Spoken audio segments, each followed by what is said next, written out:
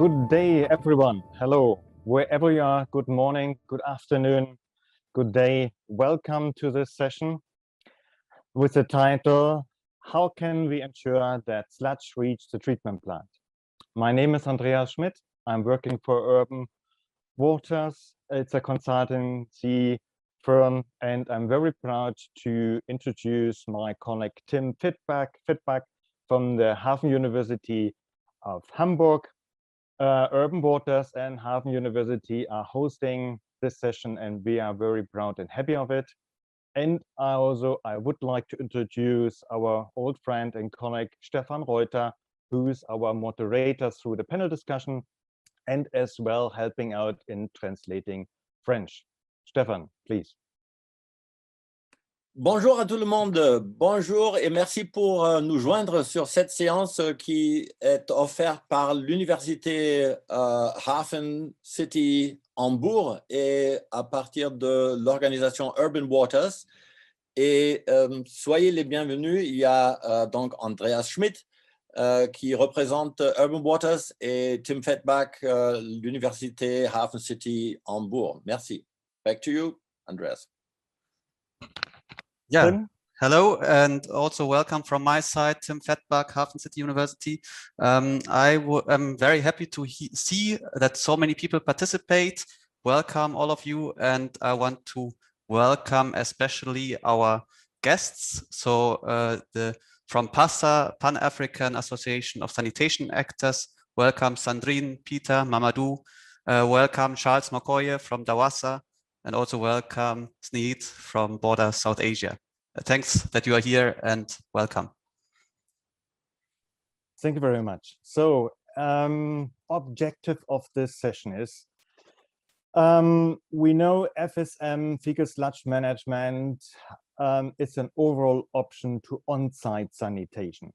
So once the pit is full, it needs to be emptied, and we want to have it safely transported and safely disposed and treated, and ideally reduced. But the core component in FSM is still the collection and the transportation of fecal sludge, moving it from source, from the containment to the place where safe treatment or disposal is possible. So as practitioners, as consultants, as a researcher, we all keeps us the question busy. How can we ensure that the sludge actually reaching the treatment plant? And how can we establish an affordable service for everyone?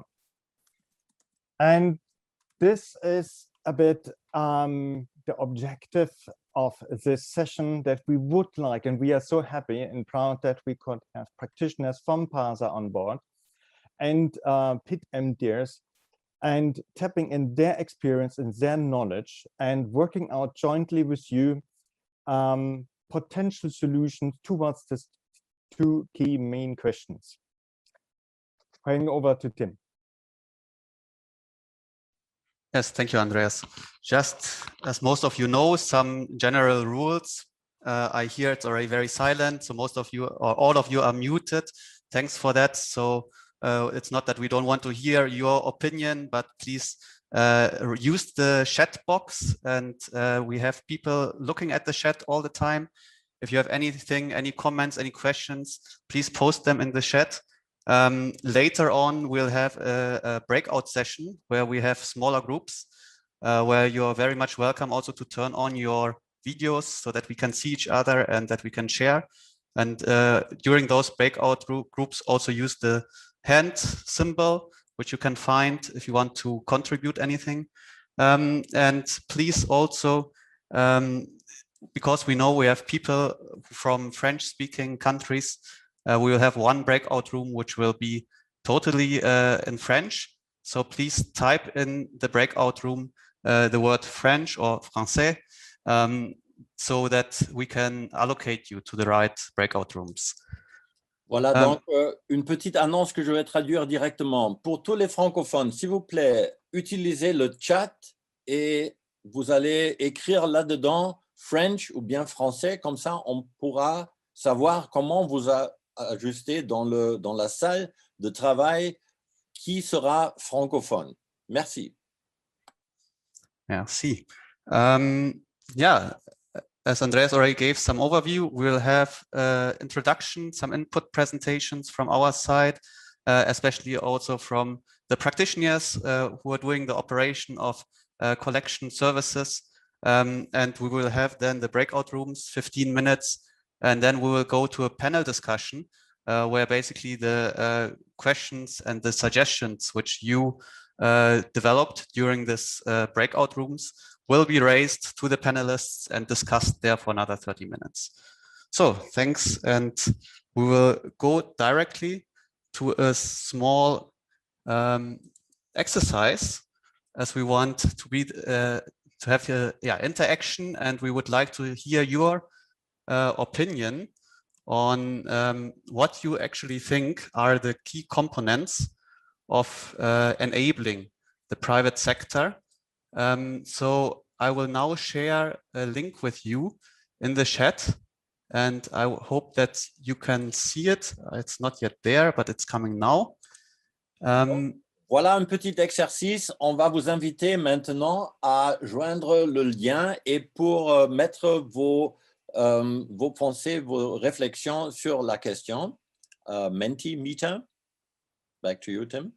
Thank you. So if you follow that link, you will find the possibility to add some of your thoughts to the question, what are the key components that enable the private sector to provide safe and affordable emptying and transportation services to all? So what are the thoughts which come into your mind when you think of how to enable the private sector? Feel free just to type anything. This is, of course, anonymous. We will not follow up on that later. So if you can see this, we see profitability came up very fast. Regulation is there. We see some financing. Please also feel free to write in French if you're not comfortable with English. We can also translate a bit. Cost recovery, business cases. We see incentivizing. Regulation is very much in the middle. Remember, we are trying to enable the private sector. So what does the private sector need to go also into the areas where currently business is difficult, is challenging? So we see capacity building, money is coming, also strong. You can write as many words as you like. We have 50, 55, thanks. This is really demand creation for sure is one key aspect. Okay, so maybe last things, and Stefan, maybe you can translate a bit. Voilà, j'étais en train de lire moi-même. Donc, vous voyez un peu les affiches et les priorités qui nous ont été offertes par tous les participants ici dans notre groupe. Tim, I don't see the shared screen right now. Will this be based on my viewing? I only... Aha. Sorry for that. OK, no, donc voilà, régulation, training, demand, la demande, la formation de capacité. Donc voilà un peu les éléments qui nous unissent tous dans cette séance. Merci pour votre contribution. Thank you, and back to you, Tim. Okay, thank you. So we will go over to Andreas. Thank you very much, Tim, for this exercise. Very interesting results already. Tim, can you go to the PPT? Yes. Please all allow me to simplify a bit once again. What means actually FSM? What means collection and transportation? What is the logistics behind? And this is something worth always to look at it. And next, please. Once again, we all know these nice pictures, the full sanitation value chain. And but here, especially with our participants, we would like to concentrate on this core component of FSM, removing sludge from containment system, from the source to a place for a safe treatment. Next, please. Okay, so, and if we have a city and the city doesn't have no sewer service, or a certain community doesn't have no sewer service, each of the box, it's a house which it's holding with a tank holding fecal sludge. Each of the house having an on-site sanitation system. So it's a lot potentially. If you want to serve them, what the private sector or even the public server does, and it's on demand based, then they have always the question, who and where is the next client calling for the FSM service? Next, please. And once we have called, the service providers called to provide the service emptying the pit, then we have areas like up on the top, which let's say easy road access, well-constructed latrines. Easy access means easy service, and I have seen it even below 10 minutes, but an average is 10 to 30 minutes servicing time, including small talk, including in invoicing and billing cash flow. And you have other areas, and mainly it's the urban poor, or let's say the unplanned area, where we have hardly roads which are wider than 3 meters, where houses are more than 50 meters far away from somehow any road or access. We can't go with trucks in it. We need different vehicles. So limit access, it's not an easy service, and it can take up to 3 hours chiseling open, emptying, transporting just to the vehicle itself. So limit access, no easy. Then we have the service provider have to move. So they have to move. On the right-hand side, you see a map and you see numbers like D, 3, 1. It's assembly points. Usually the service provider, the trucks, waiting at certain places in a town. Once they get a call, they have to move to a client, have to find the client, going to the client, doing the service, and then they have to go up, let's say in this case, far to the north, to the treatment plant, have to find traffic, and have to go back to assembly point. Next, please.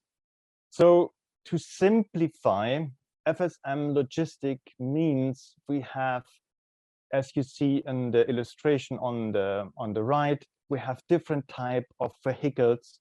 We have bigger trucks, we have smaller, and we have all, let's say, type of 3-wheelers, and even sometimes down to push cars. We have the community. The community have different patterns, different size of the pit, different accessibility, and we might need to choose different type of vehicles to serve different type of community in different area. And then they have to go to the treatment plant, and there could be one treatment plant. There can be more than one treatment plant, and also have to decide to which treatment plant they can go. What is the capacity, or what is the distance to drive? So just, no, too early, once back, please. To simplify, we give some numbers. It's really simplified numbers. We can provide much more on this one, elaborating current and forecasted. But here, just to give an idea, and some of our work we found in cities, let's say with a community 100,000 population, if you want to provide a full collection service, then it could mean up to 250 tons of fecal sludge every day needs to be collected and moved. That will lead to 12 to 15 vehicles, trucks of different sizes. And it can happen that they have to drive each truck up to 100 kilometers a day. That means in this case, they can serve a client, or only 2 to 3 clients per day they can serve. And if you're adding up in terms of climate discussion, it will require 700 to 100 ton diesel every year to move logistically the sludge from source to the treatment plant. Okay, we as our team, we tried mathematical methodologies, combining with GIS, combining with field studies and focal group discussion, where we can analyze current and projected numbers and costs and times and distances, which in the end can help you to estimate real transportation cost for certain areas, for certain communities, help you to set tariffs, also discussing to go for scheduled or demand operation. And also we can give you a recommendation on the location of the treatment plants. And we know it's not always easy to select and finding land for a treatment plant, but at least then you have to know it might have an impact on the operation cost for the private sectors or for the truck operator to move there. Next, please. So, and if you are planning your city's FSM, our team is happy to support. You can anytime you contact you. And with this slide, I would like to say thank you for listening to us. Thank you very much. I'm handing over to Tim. Yeah, thanks, Andreas. So basically, you already mentioned all the key challenges and key also solutions which we see in the sector. And I wanted to present this one. Most of you will know it already, but just to refresh the mind a bit, financial flow diagram. So this is, of course, an example and not a template for every city. We have the private enterprise in the middle doing the emptying and transportation, and who should ensure in the end that the sludge reaches the treatment site. And the question is, how do we guarantee enough financial capacities at each stage in this financial flow diagram? And actually, if you look in the top, you will see, of course, our well-known service chain. So the question is, which of these components are actually relevant and feasible in your context? How do you guarantee stable financial flow, first of all, to the public utility, of course, also for providing treatment, or then also to the emptiers? So the private sector, how can they recover their costs? Is it over emptying and transportation fee, or is there any other incentive needed? So for example, a discharge incentive. What are key barriers and what are key drivers to enable this, or basically which disable this? And what are opportunities and risks related to each of this? So bringing this back a little bit, yeah, very simple. Our main goal is to maximize the coverage of safe and affordable emptying and transportation services. So we want to get as much sludge collected and brought to the treatment site as possible. And seeing the private sector doing this service, we of course want to enable them, and we want to give them the possibility to get sustainable profit. To do so, we have to increase the revenue for them and reduce the expenditures, and that especially in the areas which are difficult to access and where costs are high and willingness and ability to pay is low. So how do we do this? If basically the revenue is smaller than the expenditures, we will have to think of some kind of targeted subsidies that reduce the expenditures or increase the revenue.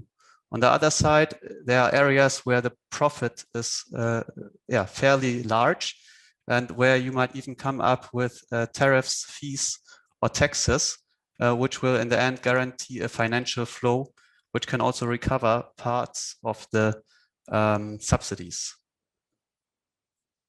There are several approaches and instruments available which are being discussed, and Andreas already mentioned several of them.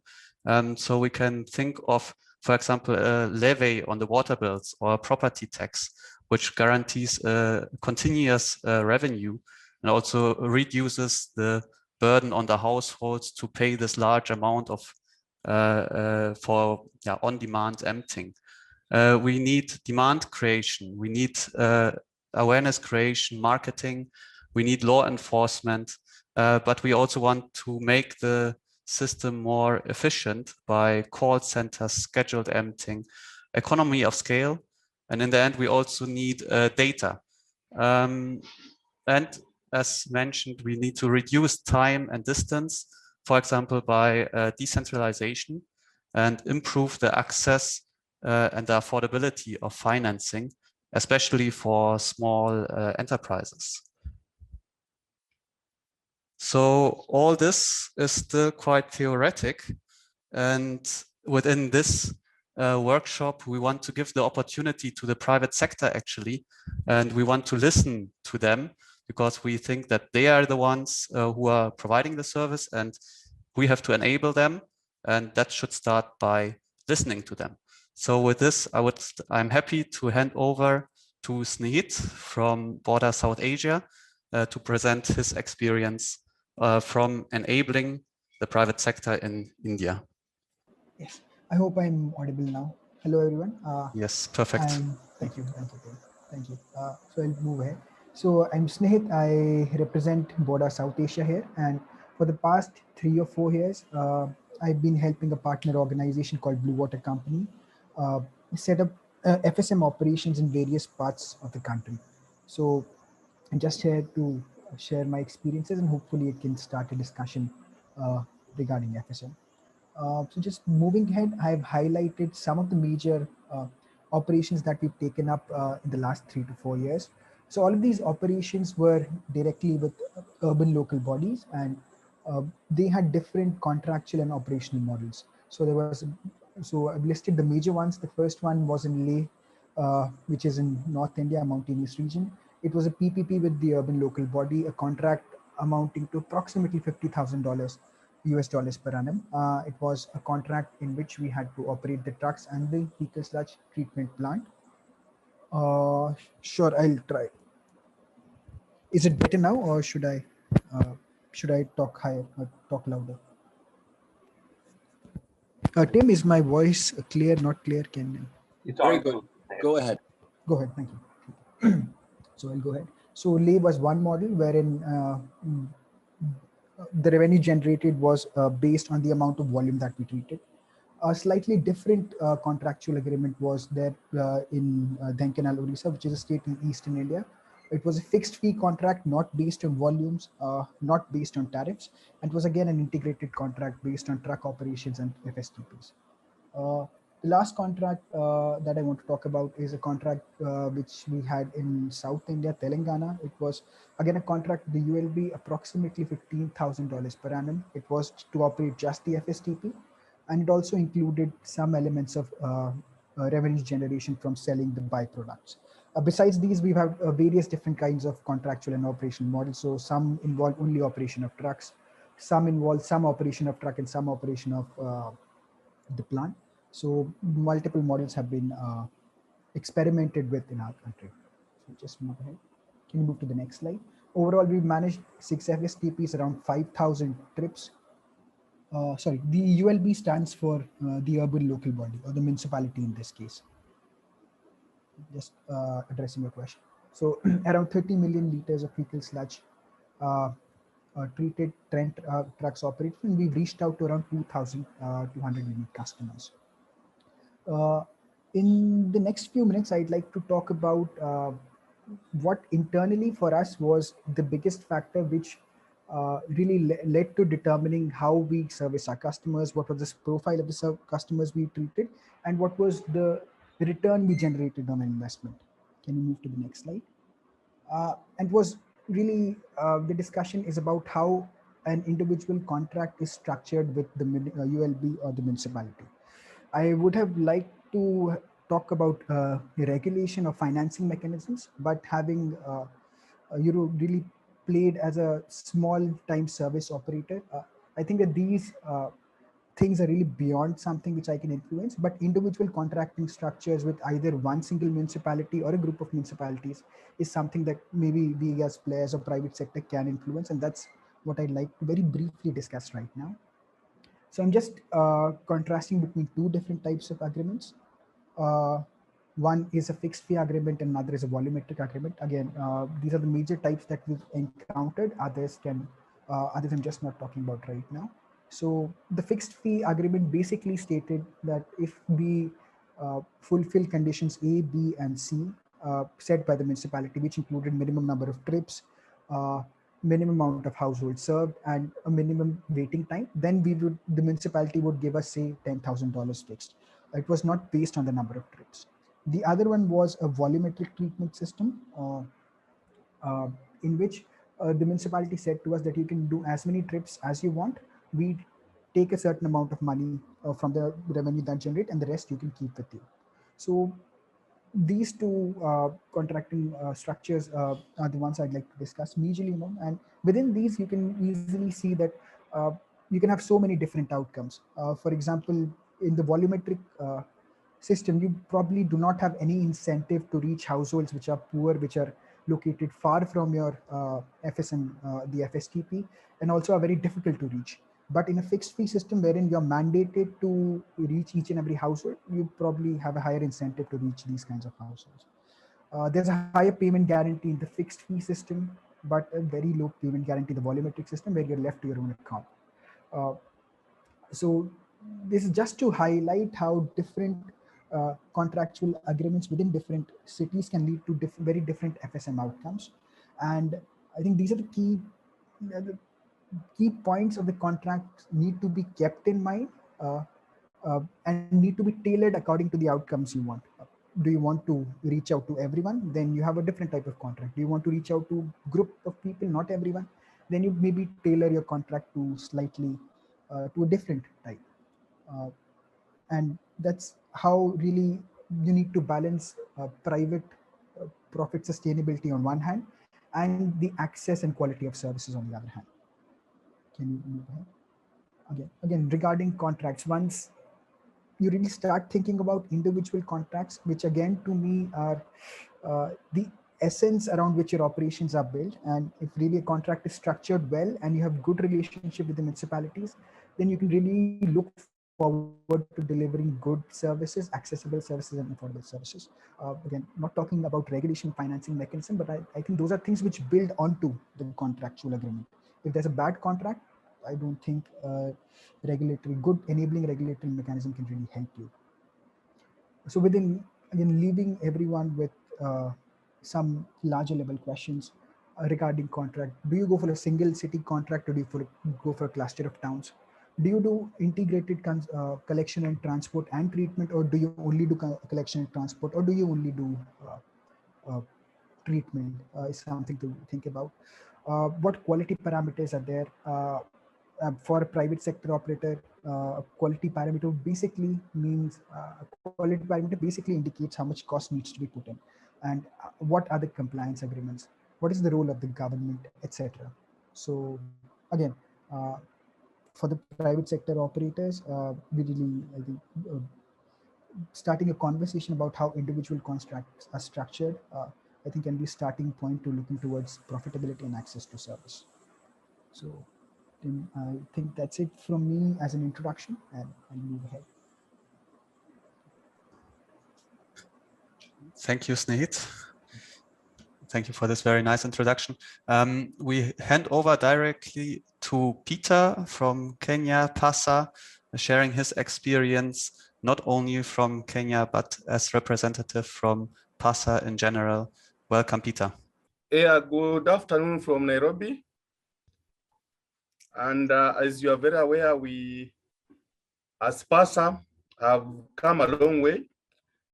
We are not too much old here. We just came in recently, but I think we have covered ground and we are laying the infrastructure for us to enhance sanitation and look into the issues of pit emptiers, or based on the sanitation sustainability aspect of it.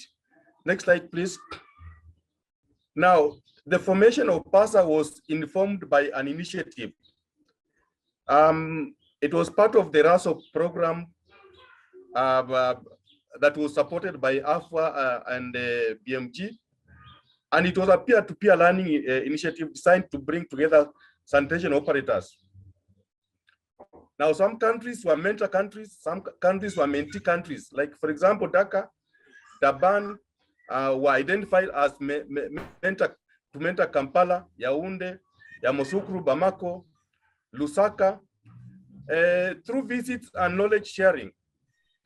It is also important to know that mentees ultimately became mentors, e.g. Uganda became mentee to Nairobi, hence the formation of the Kenyan Separate MTers Association.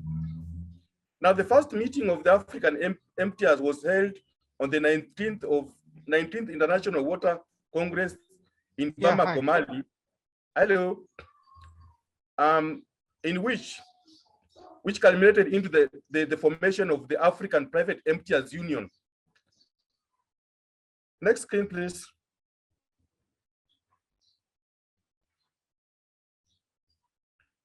Now, the private MTers Union actually brought about the birth of the Pan-African Sanitation Actors. Now, the Pan-African MTers Union that gave birth of sanitation actors had a vision to provide simple and sustainable sanitation solutions throughout Africa.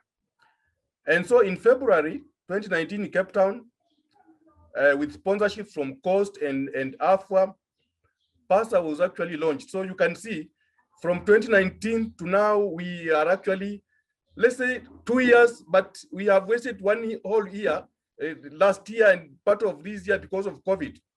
So its mission was to create a platform for knowledge sharing among MTers across African cities, and for better affordable sanitation service delivery.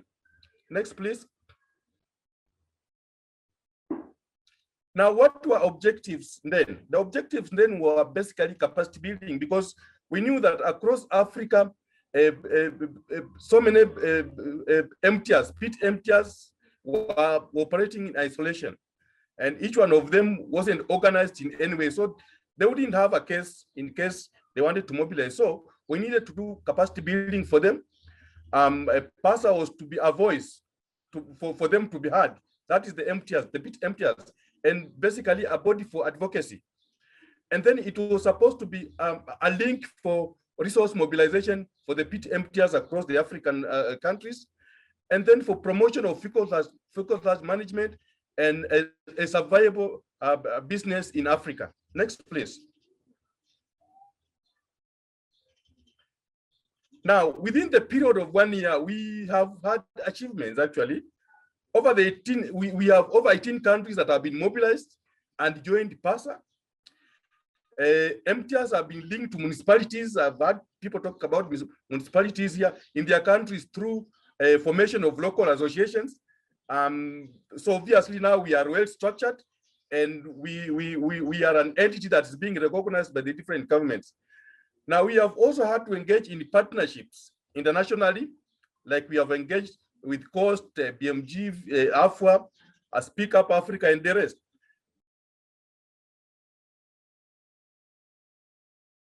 What is guiding our actions and our activities. Now we also have an executive that is headed by IPRAZO and deputized by Eva Nganga Waidera. We held our PASA Congress General Assembly in Cote d'Ivoire, Abidjan, on the 15th to 17th of October 2019, and attended several other meetings like the Science Technical Congress in Kampala, among others. We also have attended and exhibited at the AFA Congress in last February in Kampala, 2020. And we have been mainstreaming. Actually, our main achievement is mainstreaming African governments to recognize sanitation and water, hence water and sanitation. It can also help to inform that last year when we were at the AFA Congress, AFA itself was named AFA, Africa Water and Sanitation water and sanitation. So the word water and sanitation was actually added on water as part of our initiative. Next, please. Now, briefly, those are some of our member countries. As you can see, Uganda, Tanzania, Kenya, Zambia. Those are we have actually slightly above 18 countries, 20 countries. Cameroon, Senegal, Guinea. Yeah, and then basically the mobilization process is continuing. It's a continuous process. Next, please.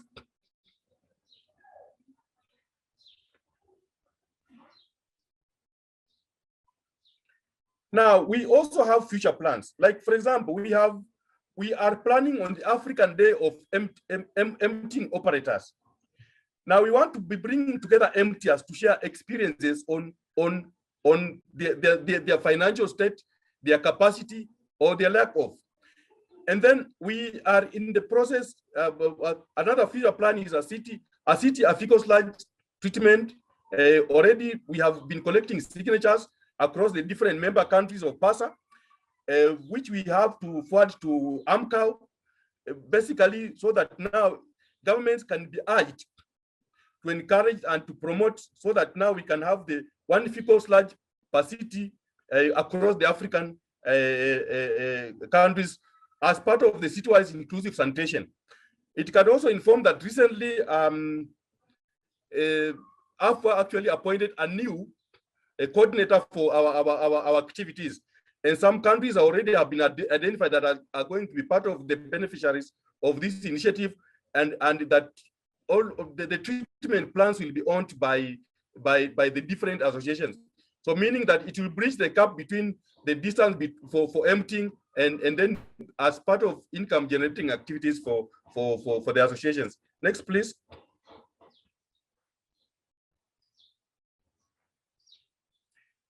Now, we had some long-term visions, like, for example, active participation involvement of pit emptiers along the entire sanitation value chain, increase in access of sustainable financing for PASA members.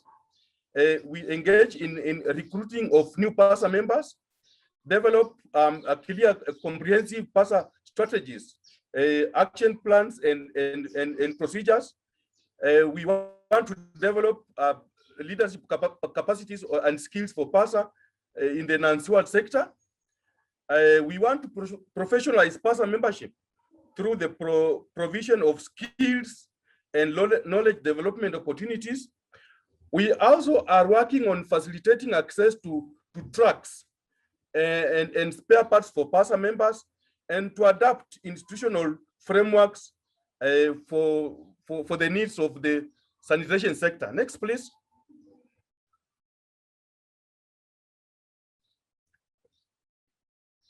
Next clip, please. Yes. So along the way, we have had our own challenges. For example, we have had an ability to attract substantive financing to take care of our visions, as you've seen. We are having problems with an enabling environment within the different countries. So that's why I said we are busy mainstreaming the different countries into sanitation, because most countries were more or less inclined to water and not sanitation. And then developing of a finance model that can work well for the NSS sector. That's what we also are having challenges with, and that's what we also are calling on partners to help us make possible.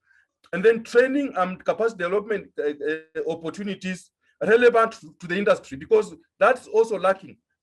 Training that is relevant to pit emptiers, because you cannot train everybody in everything. You have to identify their needs and give training that is tailored for them in the local situation. And then developing governance structures that are acceptable to members. That's also another challenge we are having. As FSM strategies that are context appropriate and represent the experience of pit emptiers. That is a challenge we are having, and we shall be calling for partners and government to give us support. And then we want also to strengthen PASA Secretariat with clear institutional frameworks that they can also share within the different countries while they mainstream their different governments. Next, please.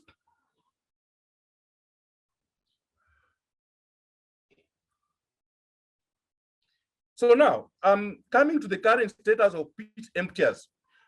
Pit emptiers have so many challenges, actually.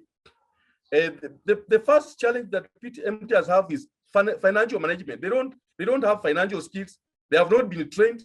They have been operating a business that is hand to mouth. So that's a challenge.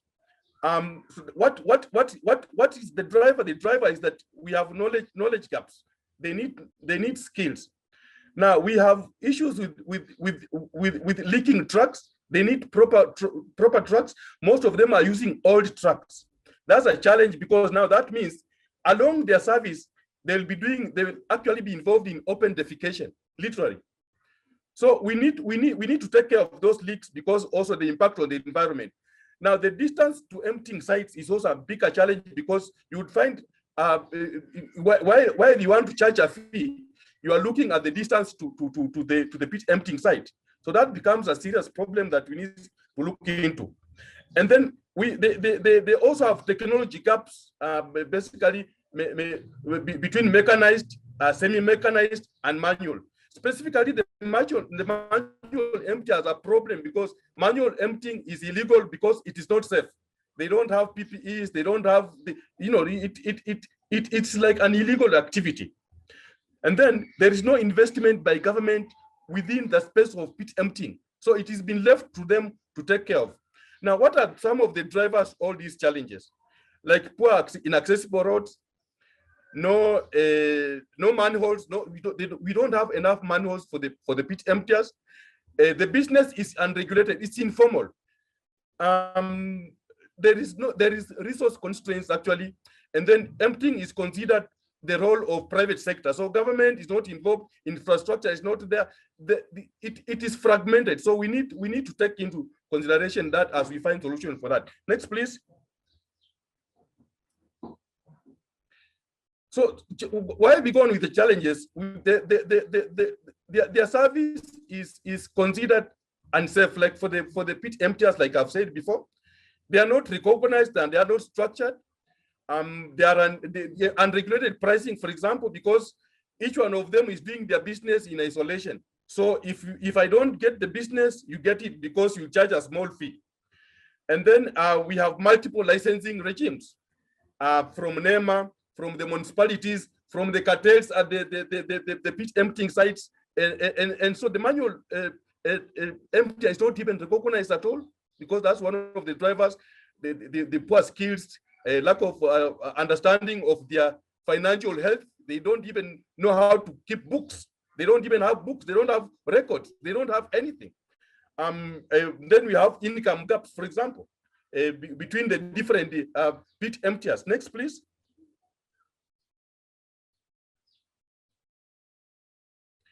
Now, so then there are more challenges. There are several challenges, for example, and I cannot enumerate all of them. For example, there are issues of cultural and stigma that is associated to pit emptying.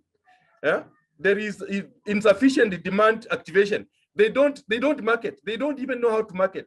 A guy puts his truck there and waits. So they need to be capacity built in terms of marketing skills, knowledge, and stuff like that. They have inability to meet demand, for example. Now, assuming that a pit emptier depends on a hired truck. If he comes and finds the hired truck is not there, it means he won't service the demand. Or he goes to the emptying sites and finds that he can only remove the liquid waste. The solid waste remains there. He spends there a lot of time. And then so that also brings about conflict between the pit emptier and the clients. We have those problems. And then this is one of the most important sessions, but still I have to invite you to wrap up because we're running slightly over time, and I'm glad we are recording the session. So Peter, please, not more than 2 minutes, please. Thank you. Thank you. So next, please. Next, please. Just move next. Now, so just there. So I was saying, so the challenges impact scalability, those challenges of the FSM market across the various African cities. Therefore, the FSM market is hostile to the emptier, and COVID-19 hasn't helped the situation either. The business environment is shaped by government policy, economic, environmental, and financial services that are not friendly because they are only extractive. Social cultural norms and mental health impact so much on the pit emptier. Next, please. So the summary of challenges are inability and willingness of households and public institutions to afford a self-empty, inability to service broad range of customers with varying needs, inefficient demand activists, marketing skills are lacking, inability to take jobs due to frequent breakdown of old vehicles and unavailability of say rental ones, and then lack of affordable loan products for pit emptiers. Next, please. So we are talking about high fuel maintenance costs and and age of the vehicle and poor infrastructure. Next, please. Now, as I wrap up, I want to give special thanks to some of our supporters like Kelly James of Coast, Daniele, BMFG, Coast, Susanna, Laura Kola, Afwa, Professor Mengne, God rest him in peace, and then Border. Next, please.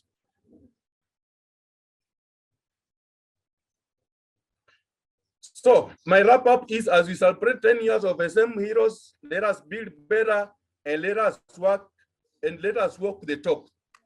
Next, please. Thank you very much. Stefan, I'm sorry, time constraints. I'm very, very sorry, Stefan. No, it's okay. No reason to excuse. We are here to exchange. And okay, everyone, fine. Thank you for Peter's contribution. And you can sense, hopefully like myself, that this is the core of the experience from that Pan-African MTS Association. Donc, moi, je vais traduire maintenant aussi pour les francophones. On accuse un peu de délai, mais je crois que vous avez pu sentir l'importance de tous ces messages de l'association panafricaine de l'assainissement, donc des acteurs sur ce terrain. I would like with this really to invite you now. Let us proceed to the next step, which is the breakout groups, where we can discuss in smaller groups. First of all, it's amazing. We have more than 100 participants. We had almost 120. So we will now split up in breakup groups. We will have excellent moderators who welcome you in those breakup groups. And we also invited for one, I will join together with Keith, a francophone breakout group.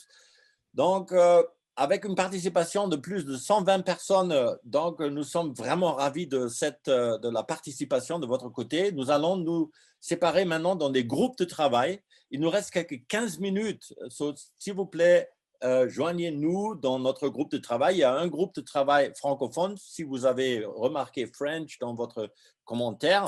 Et après, on va se réunir pour une discussion finale de panélistes avec un sommaire et les leçons de cette séance. So after the breakout groups, we will come together again.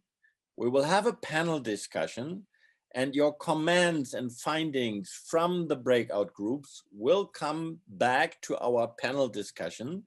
And after the conclusion of the panel discussion, our panelists will discuss. We will have a utility representative from Tanzania. We will have a Pan-African Association, like those who have been speaking now, and also Snehit from India, so African Asian experience. And then we will have a wrap up. So let's now proceed to the breaking out to the panel groups. Is there any additional information technically which is missing? Otherwise, you will see the breakout groups now. And please join us. So we are early. Yeah, you guys are early. Just when you start with the next session, you can just announce with the what I've been doing on the chat that and there's like a registration process going on. Everyone's putting in their name, email. So if somebody has missed out, they can still do it now. Once they come back. Yeah. As a follow-up process, right? Yeah, yeah. Donc, notre groupe francophone est déjà présent. Email. N'hésitez pas de laisser votre email dans le chat, comme ça nous pouvons rester en contact au-delà de cette session. All right. Did anyone press stop recording? Nothing. I did not. Oh. And it still shows recording blinking. Yeah, I just started. Yeah, again. All right. Yep. So, are we back all together? Did you already call everybody back from their breakout groups? I just ended the session. There's no way I can. I broadcast. Please wrap up the sessions. Okay, so we have 14 participants who are back early, which is nice. A first feedback from our breakout group. It was a very cozy one. We were just 6 participants. So, je suis en train de rendre compte de notre petit groupe de travail qui a été composé de juste 6 participants. But it was absolutely worthwhile. C'était vraiment, ça valait la peine quand même d'avoir un petit groupe de travail. Et merci Sandrine, merci Mamadou. All right, now welcome back everyone from the breakout groups. We are 22 participants and now all the rest is coming back. The plenary is filling up very quickly. Welcome back everyone and thank you for benefiting and chatting to your peers in the breakout groups. So I would like to welcome now and proceed to the next step, which is the panel discussion. So, soyez les bienvenus de retour à notre plénière. Et on va commencer maintenant avec notre discussion en plénière. I would like to briefly introduce to you my panel discussant. And these are from India, Snehit, working for Border, and he just presented at the opening our experience from different business models in India. Then, so welcome Snehit. And then I would like to ask, do we have Charles McCoy in our group? Charles was announced to join us from the Dar es Salaam Water Utility, Dar es Salaam Water Authority, DAWASA. Is anyone? Yes, he's there. I just heard him, yeah. Okay, so please on your way and have a seat in our panel discussion. Charles McCoy from Dar es Salaam, Tanzania, Eastern Africa, and working for the DAWASA, Dar es Salaam Water and Sanitation Authority. And then we have from the very interesting organization, the Professional Association, the Pan-African MTS Association, we have Sandrine Nanga from Cameroon, and we have Mamadou Diour from Dakar, Sénégal. Donc, une petite introduction, et vous allez voir, je vais traduire pendant que nous sommes en train de discuter en français directement. Donc, nous avons avec nous Snehit de Borda, qui nous avait présenté les expériences de l'Inde. Nous avons Charles McCoy de Dar es Salaam, des autorités de l'approvisionnement en eau et assainissement de la ville de Dar es Salaam.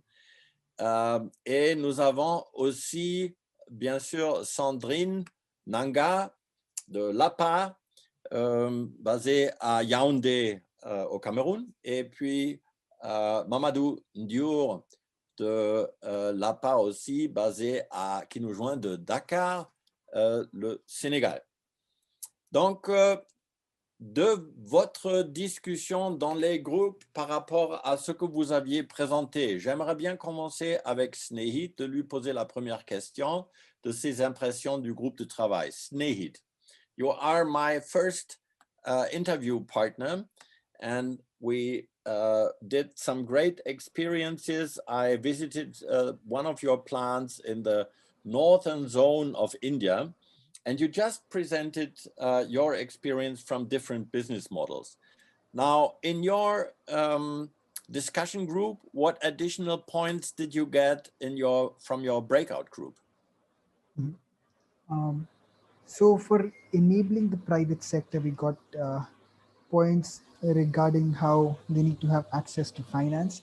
Finance, not just the regular kind, but blended finance, which looks at social impact as well.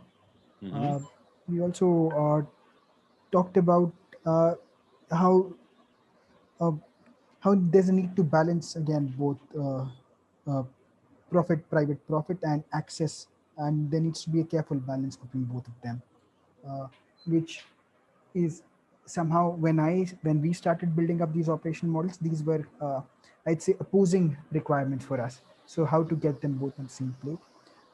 Constanza talked about last mile identification, how to get access to the poor. And she mentioned very clearly about how there needs to be a very clear identification of people who cannot pay for these services, either in the form of spatial differentiation or in the form of tokens. So there's need to be a clear identification. Yeah. Differential rates need to be set up. Snehit, thank you very much. Well, I think, for everyone in this chat, we will compile all the contributions from the breakout groups. Sure. Maybe my question to you, Snehit, would be what struck you the most? In what touched most your priorities? Because I feel what I learned from your presentation is that, for example, a fee structure which is focusing on fixed fees per volume is not as advantageous as a fixed fee, because volumetric measurement doesn't account for profitability. But you may have come across another point in your discussion. Otherwise, you can also repeat that one.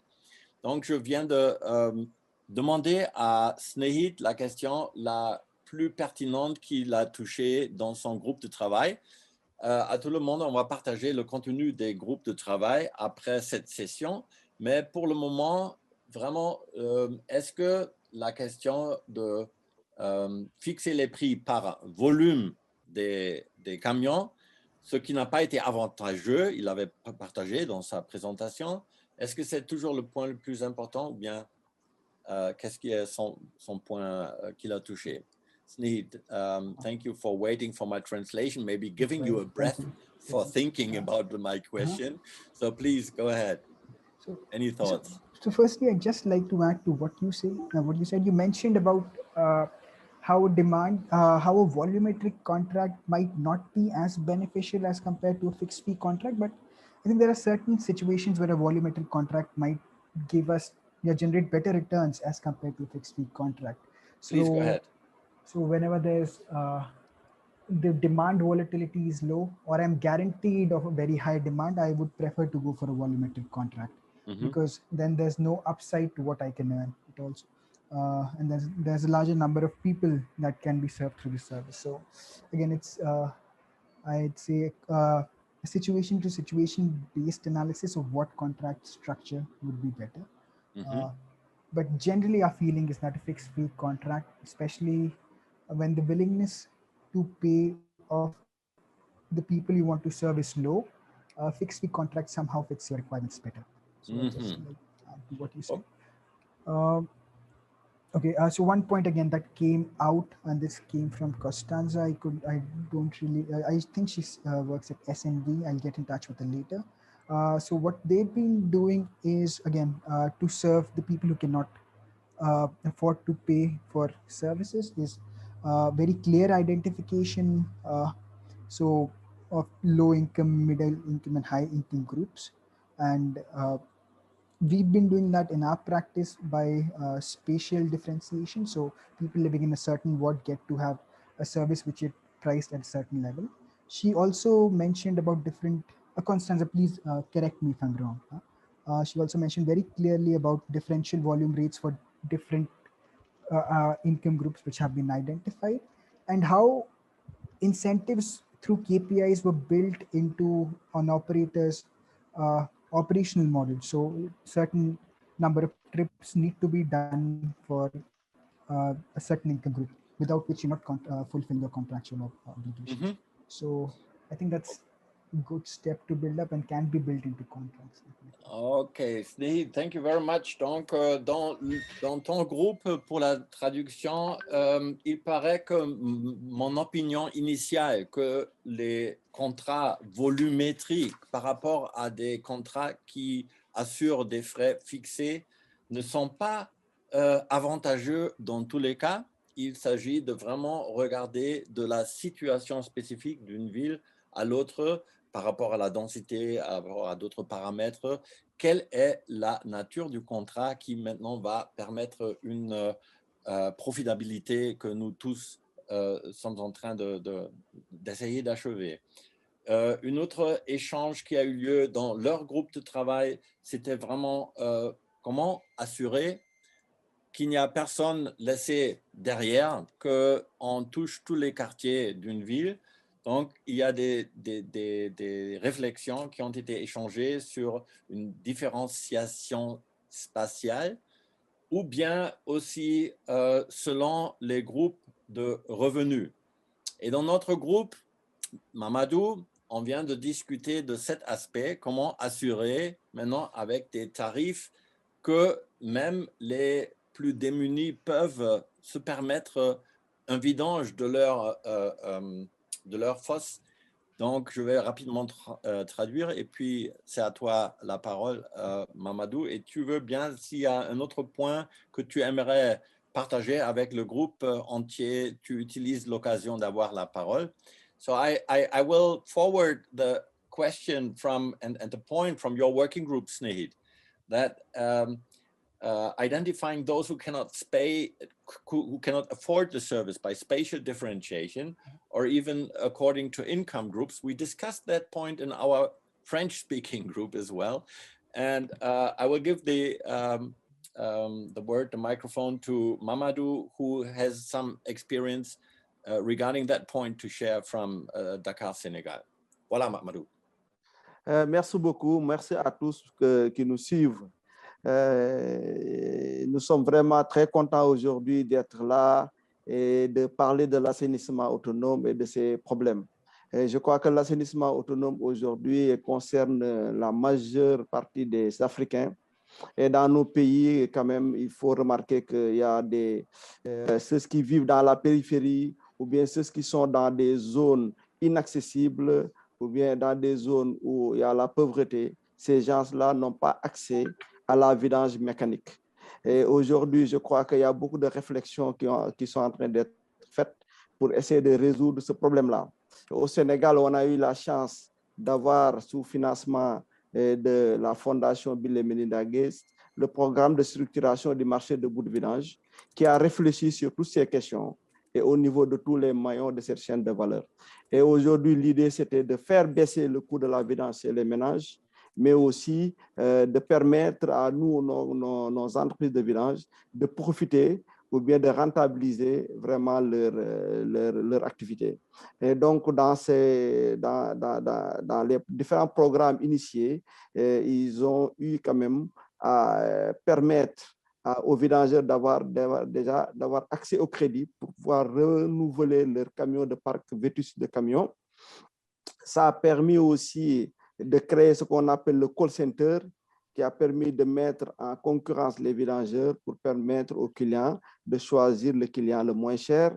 On a fait un programme aussi de subvention de la vidange qui a permis aujourd'hui de faire baisser de la vidange de 25 000 à 15 000 francs. L'autre partie était gérée par la subvention. Donc, on a eu aussi à déléguer surtout les stations de traitement de bout de vidange qui ont permis aujourd'hui, au lieu aux opérateurs de vidange de travailler beaucoup plus de temps, que ce soit au niveau pendant les week-ends ou bien même les jours ordinaires, on a pu prolonger les jours, ça a permis d'atteindre beaucoup plus de clients. Aujourd'hui, merci beaucoup. Je vais me permettre d'intervenir un peu pour faire assurer la traduction, Mamadou.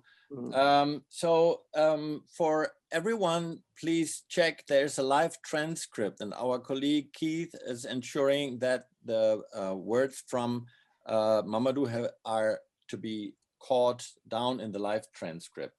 But in principle, what Mamadou is sharing that, yes, the Association for On-Site Wastewater and Fecal Sludge Management, not wastewater, wrong word, fecal sludge management from pits and septic tanks is really dominant for all the majority of African cities. So with the support of previous program, like restructuring the fecal sludge management market in Senegal, for example, they have been ensuring and making very good experience with access to funding for renewing the park of or the number of sludge emptying trucks. But, and that is linking and coming back to the point in the other discussion group with Snehit, the kind of measures in order to target the vulnerable groups and marginalized were twofold, what I caught just from Mamadou. Number one is they have started to create a competition market for through online calls, those who need emptying and those who offer. And they are becoming better because now they have even developed an app called My Vidange, a combination of French and English, My Emptying. Now, the other point is that the emptying generally is around 25,000 francs CFA, it's the regional currency. And for everyone to afford that, they have come up after some practical work with a small contribution from the government. Say the house owner still needs to pay from the 25,000, 15,000, and 10,000 comes then as a contribution. Final point, that they have started making good experience with providing the mandate for operation of treatment plants to those operators who are also emptying. Bon, avec ça, j'ai essayé de transmettre l'expérience, Mamadou. Je vais revenir pour une dernière point. I would like to call upon our guest from Dar es Salaam, Tanzania. Charles, are you with us? Can you hear us? And if yes, we don't see your picture, please unmute your microphone. Unmuted. Okay, Charles, karibu sana. Welcome. Thank you. This large audience of still almost 100 participants from the world. Now, thank you for joining. What are the elements regarding the collaboration enabling the private sector in becoming part of the solution for providing service for all? What is, from a utility perspective, which you are representing in Dar es Salaam, your contribution, your experience, which you would like to share? What are the things you didn't hear, or what is the key part you would like to share with us? Charles, karibu. Thank you, Stefan. Thank you. Greetings from Dar es Salaam again. And as you introduced me, I'm working with the utility, and I would like to share a little bit what we have experienced and what we are planning to improve the private sector involvement in the business. But to start with, I think like many similar African cities, we have similar problems that almost 90% of the population is served through on-site sanitation. So you can see, as what Andreas said earlier, that we have a big burden of fecal sludge stored in domestic storage facilities. Now, that is the experience of Dar es Salaam. In our perspective, we see that key issues that are hindering active participation of the private sector is the distance from the source or from the storage points to the treatment facilities. That has contributed a lot in escalating costs and actually renders some of the marginalized and low-income earners unable to pay for the emptying costs. This leads to illegal emptying, and in Dar es Salaam, as we speak, more than almost only 54 to 58% of the fecal sludge that's being produced reaches the destination. You can see we lose a lot through illegal emptying and so forth. So in those cases, Charles, yes. and I need to ask for the microphone again. So officially, everyone, our time of 90 minutes is over. We may step a little bit beyond because I would like to benefit from this marvelous panel, and we want to come up with some closing remarks. So I'm asking 5 to 10 minutes more of your time so that we can do a proper closure. But so far it has been a fantastic experience. For those who need to leave us, please stay in touch. Don't forget to leave your email address. And with this, thank you very much. The microphone is back to you, Charles. The first point was the distance, and that was on the title of that session, the logistics. Any other points, Charles, you would like to convey as a representative of a utility from your experience? Thank you. So the solution on that, Stephen, we opt for decentralization to try and reduce the distance, hence costs, and then improve quality of service. But the other thing is the quality of sludge that is being produced. And of course, the quality of sludge in terms of there is a lot of solid waste in the sludge that is being produced. It also hinders the business of the private emptiers and operators. But also we should look at the quality of the private emptiers themselves, because I understand in Dar es Salaam, for instance, about 90% of the emptiers do not have sludge pumps. They do have water pumps.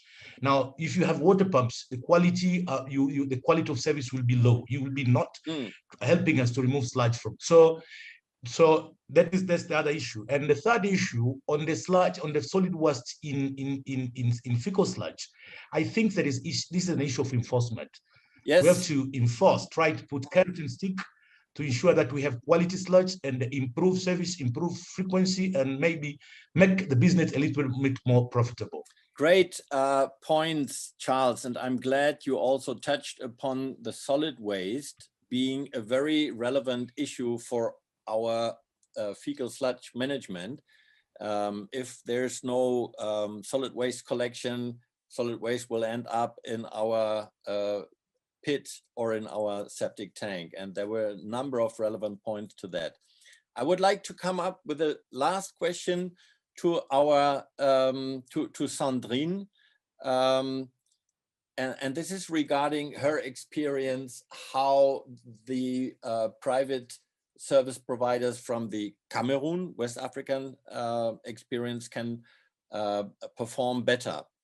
So Sandrine, la parole à toi pour nous confier un peu à la fin de cette discussion de ton point de vue sur comment on peut améliorer les services. Et je semble avoir entendu des réflexions sur le chevauchement, la régulation, chevauchement des différentes structures qui gèrent maintenant le domaine de l'assainissement. Bienvenue et la parole à toi, Sandrine. Merci. S'il te plaît. Est-ce que tu nous entends? Oui. Oui, je vous entends. Merci, Stéphane, de me passer la parole. En dehors de ce que vous venez de citer plus haut, je dirais qu'il faut aussi essayer au niveau du Cameroun, parce que au Cameroun, encore le secteur de l'assainissement connaît beaucoup de difficultés parce que les assainisseurs ne sont pas assez pris en compte. Donc, il est nécessaire d'élaborer des partenariats public-privé entre le secteur privé et les municipalités pour permettre de développer le service d'assainissement dans toutes les villes camerounaises. En outre aussi, on souhaiterait aussi que les capacités que les entrepreneurs du service privé soient renforcés et qu'ils soient accompagnés pour qu'ils puissent avoir des financements, pour qu'ils puissent avoir des structures qui fonctionnent et pouvoir accéder à des financements.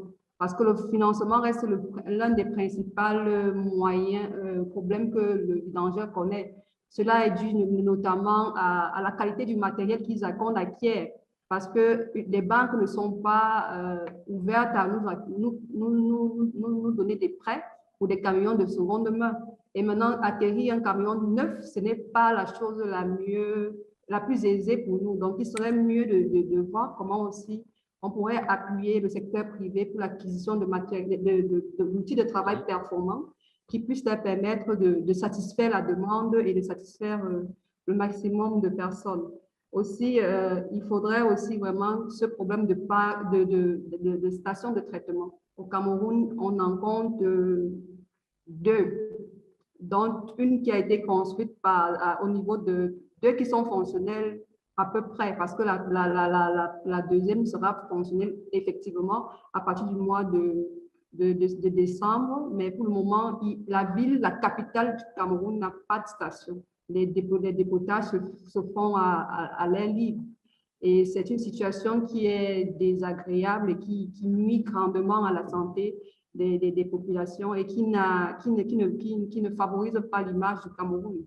Donc, nous souhaitons que ces problèmes-là soient pris en compte, qu'on puisse mettre sur pied des mécanismes qui permettent de créer ces stations-là, parce que l'assainissement constitue à peu près 90% l'assainissement autonome, autant pour moi, 90% du service d'assainissement fourni par nos villes. Donc, avec ce taux assez élevé, il est important qu'on réfléchisse à la valorisation de ces bouts pour que ces bouts deviennent, comme l'a pas le dit, des matières premières et puissent créer devenir